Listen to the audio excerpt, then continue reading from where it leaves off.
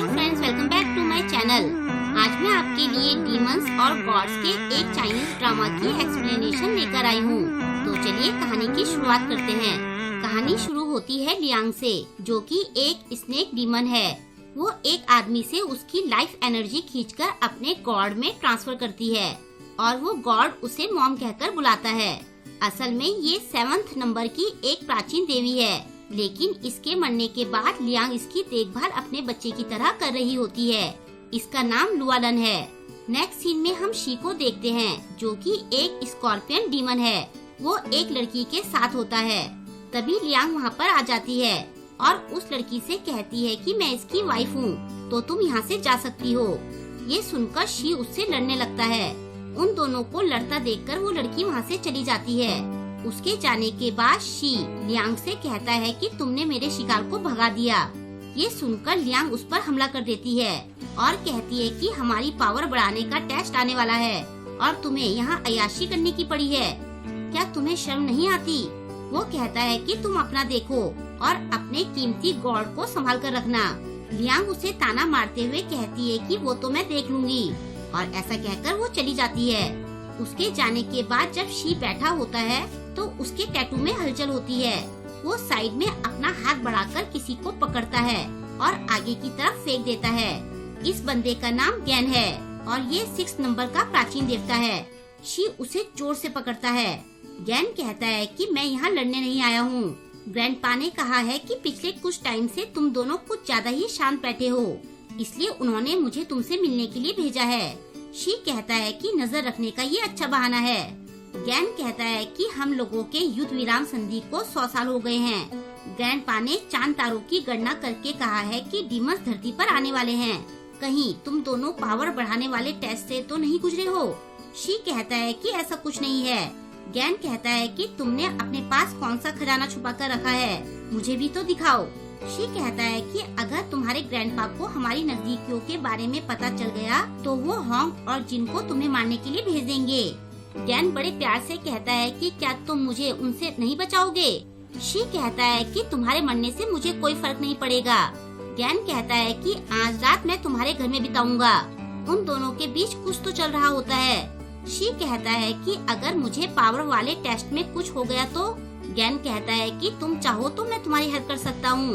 हम देखते हैं कि गैंग की गर्दन पर एक अजीब से निशान बन जाता है। शी सोचता है कि अब ये मेरे बस में आ गया है। दूसरी तरफ लुआलन भी गॉड से बाहर आने वाली होती है। इधर बाई ही, जो कि 7 देवी देवताओं का ग्रैंडपा है, को कुछ अजीब सा फील होता है। वो सोचता है कि क्या 7th चाइल्ड का जन्म हो गया है। उसकी मेड भी वहाँ होती है। तभी शी वहाँ प्रकट हो जाता है और बाई ही से कहता है कि हम दोनों को मिले 100 साल से ज्यादा हो गए हैं। उसे वहाँ देखकर बाई ही अपनी मेड को वहाँ से जाने के लिए कहता है, लेकिन शी उसे अपने जादू से रोक देता है और कहता है कि मुझे भूख लग रही है। और फिर वो उस लड़की की सारी पावर खींच लेता है और फिर वो अपनी पावर का यूज बाई ही पर करता है। बाई ही मर जाता है। उसे अपने पास्ट का याद आने लगता है, लेकिन फिर 5 सेकंड के अंदर वो जिंदा हो जाता है। शी पूछता है कि मरने के बाद तुम्हें कैसा लगा? वो कहता है कि मुझे थोड़ा दर्द हुआ। शी कहता है कि पता नहीं देवों ने तुम्हें 7 रंगों वाली दवाई क्यों दी थी, तुम कितने लालची हो। बाई ही कहता है कि तुम ये नहीं समझोगे। शी कहता है कि अगर 2nd और 5th गॉड जिंदा बच गए होते तो उन्हें तुम्हें वो दवाई देने का दुख जरूर होता। बाई ही कहता है कि सब तुम्हारी तरह लालची नहीं होते हैं। शी कहता है कि पहली बात तो ये है कि मैं औरों की तरह नहीं हूँ, और दूसरी बात ये कि अगर तुम सेल्फिश नहीं हो तो तुम खुद को सैक्रिफाइस करके उन दोनों को वापस जिंदा क्यों नहीं कर देते। वो कहता है कि अगर मैं ऐसा कर पाता तो ऐसा जरूर करता। शी उसका मजाक उड़ाते हुए कहता है कि तुम तो बहुत घमंडी हो। फिर बाई ही उससे उसके आने की वजह पूछता है।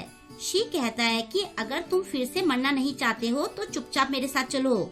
नेक्स्ट सीन में हम एक लेडी को कहीं से आते देखते हैं। इस लेडी का नाम होंग है और ये 1st नंबर की प्राचीन देवी है। वो जा रही होती है, तभी लियांग वहाँ आ जाती है। उसको देखते ही होंग का पारा चढ़ जाता है और फिर वो दोनों लड़ना शुरू कर देते हैं। शुरू में तो मुकाबला बराबरी का होता है, लेकिन फिर होंग का पलड़ा भारी पड़ने लगता है और लियांग घायल हो जाती है। लियांग होंग से कहती है कि सातों देवी देवताओं में सिर्फ एक तुम ही हो जो सबसे पावरफुल हो। फिर वो अपने मैजिकल वेपन की मदद से शी को वहाँ बुलाती है। होंग कहती है कि हमारी युद्ध विराम संधि को 100 साल होने वाले हैं। लगता है तुम दोनों कुछ बड़ा करने की सोच रहे हो। ये सुनकर वो दोनों होंग पर अपनी कंबाइंड पावर से वार करते हैं और कहते हैं कि अपने सपनों को हकीकत बनने दो। दूसरी तरफ एक लेडी मंदिर में सफाई कर रही होती है। उसे लोगों की आवाज सुनाई दे रही होती है। ये लेडी मंदिर में पिछले 20 सालों से सफाई कर रही होती है। उसे वहाँ सारे लोगों की मन्नतें सुनाई दे रही होती हैं। इस लेडी का नाम जिन है और ये 3rd नंबर की प्राचीन देवी है। उसे अपना पास्ट याद आने लगता है कि किस तरह 2nd नंबर की प्राचीन देवी उसके सामने मारी गई थी और वो कुछ भी नहीं कर पाई थी। उधर जब दोनों डीमन एक साथ होंग पर वार करते हैं तो वो उन पर वार करना चाहती है, लेकिन तभी उसे अपने सामने जिन दिखाई देती है, जिसे देखकर वो लड़ना बंद कर देती है। लेकिन ये सब दोनों डीमंस का पैदा किया हुआ भ्रम होता है। वो उस पर वार करके उसे घायल कर देते हैं। होंग उनसे फेयर फाइट करने के लिए कहती है। वो कहते हैं कि हम दोनों तो तुम सातों से लड़े थे और उसमें से 2 को हमने मार दिया था। ये सुनकर होंग कहती है कि लगता है कि तुम दोनों भूल गए हो कि तुम्हें क्या सजा मिली थी। ये सुनकर वो दोनों उसे मारने के लिए उसकी तरफ बढ़ते हैं। होंग जिन का नाम पुकारने लगती है और उसे जल्दी से आने के लिए कहती है। मंदिर में जिन को होंग का मैसेज मिल जाता है। दोनों डीमंस होंग के नजदीक पहुंच जाते हैं, लेकिन तभी जिन वहां पर पावरफुल तरीके से एंट्री लेती है और फिर वो दोनों साथ में डीमन से लड़ने के लिए तैयार हो जाती हैं। ये देखकर लियांग कहती है कि जैसा हमने प्लान किया था सब कुछ वैसे ही हो रहा है। शी कहता है कि ये तो हमारे लिए बच्चों का खेल है। तब होंग और जिन को बाई की फिक्र होने लगती है। जिन कहती है कि तुमने ग्रैंडपा के साथ क्या किया। लियांग कहती है कि तुम मेरा नंबर ले लो, वक्त आने पर मैं तुम्हें एड्रेस भेज दूंगी ताकि हम सब न्यू ईयर साथ में मना सकें। और ऐसा कहकर वो दोनों चले जाते हैं। उनके जाते ही होंग की बॉडी पर भी एक निशान बन जाता है और वो बेहोश हो जाती है। नेक्स्ट सीन में हम एक लड़की को देखते हैं जो गुब्बारे बेच रही होती है। इस लड़की का नाम काओ है, जो कि 4th नंबर की प्राचीन देवी है। उसके पास बैठा एक आदमी पूछता है कि तुम इतनी दुखी क्यों रहती हो। काओ कहती है क्योंकि मैं तुम्हें बचा नहीं पाई थी। ये आदमी 2nd नंबर का प्राचीन देवता है जो अभी काओ की इमेजिनेशन में था। वो कहता है कि तुम्हें ऐसे घूमते हुए 100 साल हो गए हैं, अब तुम्हें घर वापस जाना चाहिए। फिर रात को जब काओ घर जा रही होती है तो रास्ते में उसे 2 गुंडे एक लड़की को परेशान करते दिखते हैं। वो उन दोनों के पिछवाड़े पर आग लगा देती है। वो लड़की काओ को थैंक्स कहती है। फिर वो काओ से कहती है कि मैं काफी टाइम से तुम्हारा वेट कर रही थी, क्या तुम इन्हें ऐसे ही जाने दोगी। उसकी ये अजीब सी बातें सुनकर काओ चौंक जाती है। तभी वो लड़की पूरी चेंज हो जाती है और काओ के सामने 7 नंबर की प्राचीन देवी लुआलन खड़ी होती है। वो उन दोनों आदमियों को अपने जादू से रोक देती है और फिर वो काओ से उन्हें जान से मारने के लिए कहती है। लेकिन जब काओ उन्हें नहीं मारती है तो लुआलन उन दोनों को अपने जादू से राख कर देती है। बाद में काओ को किसी दूसरी जगह होश आता है। लुआलन वहीं उसके पास होती है। काओ जब उस जगह के बारे में पूछती है तो लुआलन कहती है कि ये मेरा घर है जहाँ मैं अपने मॉम डैड के साथ रहती हूँ। तभी लियांग और शी वहाँ आते हैं। जब लुआलन उन दोनों को मॉम डैड कहती है तो ये सुनकर काओ चौंक जाती है। काओ उससे पूछती है कि क्या तुम लुआलन हो। लुआलन कहती है कि मैं लुआलन हूँ, मॉम की हेल्प से मैं गॉड से बाहर आ गई हूँ। काओ उसे अपने पास खींचते हुए कहती है कि ये तुम्हारे पेरेंट्स नहीं हो सकते, इन दोनों ने हमारे भाई और बहन को मारा है। लुआलन कहती है कि अब ये पुरानी बातें भूल जाओ, कुछ टाइम बाद पूरा वर्ल्ड हमारा होगा। वैसे ग्रैंडपा भी यही हैं, चलो उनसे मिलते हैं। फिर लुआलन उसे ग्रैंडपा के पास ले जाती है। काओ को देखकर बाई ही उसे हक करना चाहता है, लेकिन काओ उससे गुस्सा होती है। वो पूछता है कि क्या तुम अभी भी गुस्सा हो। काओ कहती है कि मेरा आपसे कुछ लेना देना नहीं है। लुआलन उसे कहती है कि आपके दिल में जो भी दबा है वो सब निकाल दो, और ऐसा कहकर वो काओ पर जादू कर देती है। काओ बाई पर चिल्लाते हुए कहती है कि ये सब आपकी वजह से हुआ है, आपकी वजह से ही 2nd और 5th गॉड की डेथ हुई थी। हमने आपको 7 रंगों वाली दवाई इसलिए दी थी ताकि हम सब जी सके। ये सब सुनकर बाई शॉक हो जाता है। आगे काओ कहती है कि आप तो अब एक नॉर्मल इंसान बन गए हो, आपको तो अब मर जाना चाहिए, मैं ही ये कर देती हूँ। ऐसा कहकर वो बाई पर अटैक कर देती है। बाई उससे माफी मांगता है और कहता है कि अगर तुम मुझे मार भी दोगी तो भी मैं तुम्हें ब्लेम नहीं करूँगा। ये सुनकर काऊ होश में आती है। बाई की हालत को देखकर वो थोड़ा डर जाती है। बाई को बिठाने के बाद वो लुआलन से कहती है कि तुमने ये क्या किया। लुआलन कहती है कि मैंने तो कुछ भी नहीं किया, लेकिन तुमने ग्रैंडपा को क्यों मारा। काऊ कहती है कि ये खेल खेलना बंद करो, तुम डायरेक्ट मुझे क्यों नहीं मार देती हो। लुआलन कहती है कि हम सब फैमिली है, तो मैं आपको कैसे मार सकती हूँ। तभी शी वहाँ आकर कहता है कि अगर तुम्हें मरना ही है तो कल तुम सबके साथ मर सकती हो। लियांग काऊ पर जादू कर देती है। काऊ की गर्दन पर भी एक निशान बन जाता है और वो बेहोश हो जाती है। रात को शी बाई से कहता है कि क्या तुमने कभी 7 रंगों वाली दवाई का सौदा करने का सोचा है। इसकी मदद से तुम मरे हुए दोनों गॉड्स को जिंदा कर सकते हो। लेकिन बाई उसे मना कर देता है। वजह पूछने पर वो कहता है कि अगर मैंने ऐसा किया तो मैं मर जाऊंगा। शी कहता है कि तुम बहुत सेल्फिश हो, मैं तो तुम्हें अभी मारना चाहता हूँ। तुम्हें मारकर मैं वो दवाई निकाल लूंगा। क्या तुम्हें मुझसे डर लग रहा है। बाई कहता है कि क्या तुम्हें पता है कि वो दवाई कैसे निकालनी है। शी कहता है कि मुझे पता है। थोड़ी देर उसे घूरने के बाद बाई कहता है कि तुम झूठ अच्छा बोल लेते हो। शी का झूठ पकड़ा जाता है। शी कहता है कि कल नया साल है, तुम अपनी पूरी फैमिली से मिलोगे, और ऐसा कहकर वो चला जाता है। आगे हम देखते हैं कि शी नहा रहा होता है और गैन छुपकर उसे देख रहा होता है। शी को जैसे ही इसकी भनक लगती है तो गैन जादू से खुद को गायब कर लेता है। शी उसके पास वापस आता है।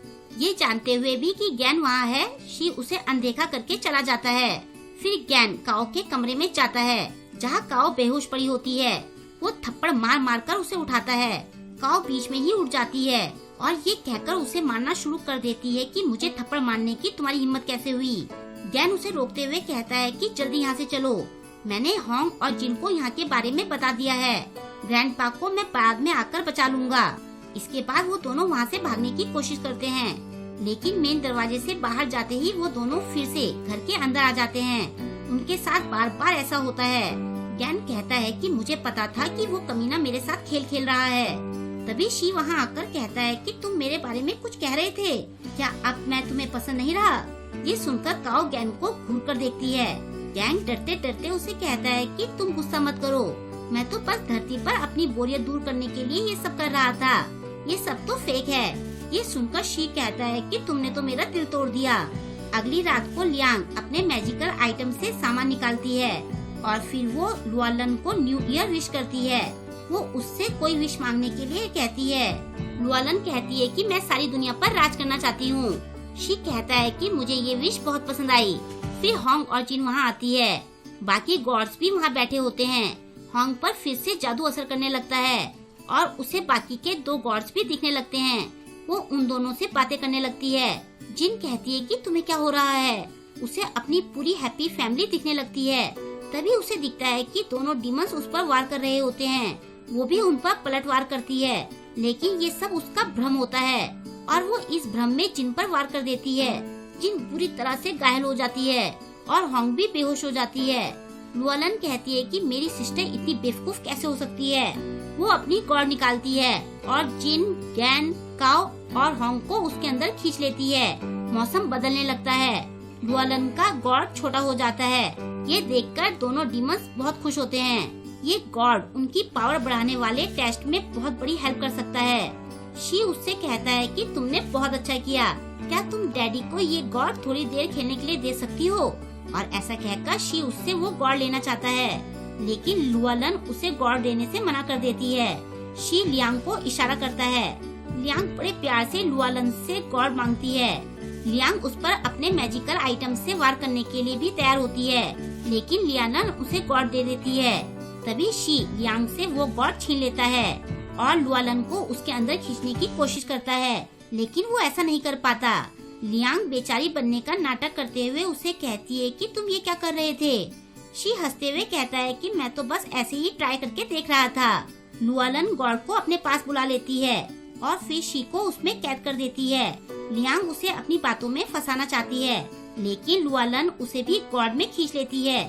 फिर वो अपने ग्रैंडपा से कहती है कि सारी फैमिली को साथ रहना चाहिए, चलो मैं आपको बाकी सबके साथ भेज देती हूँ। उसके ग्रैंडपा जादू में बंधे हुए होते हैं। तभी गैन लियांग का मैजिकल आइटम उठाते हुए लुआलन से रुकने के लिए कहता है।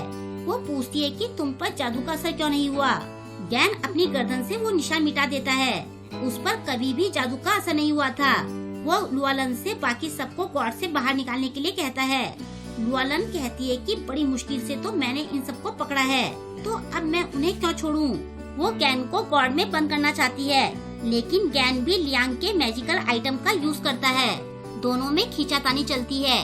एंड में वो दोनों ही गॉड में बंद हो जाते हैं। बाई से भी जादू हट जाता है। वो गॉड को उठाकर कहता है कि बस मुझे ही मरने से डर नहीं लगता है।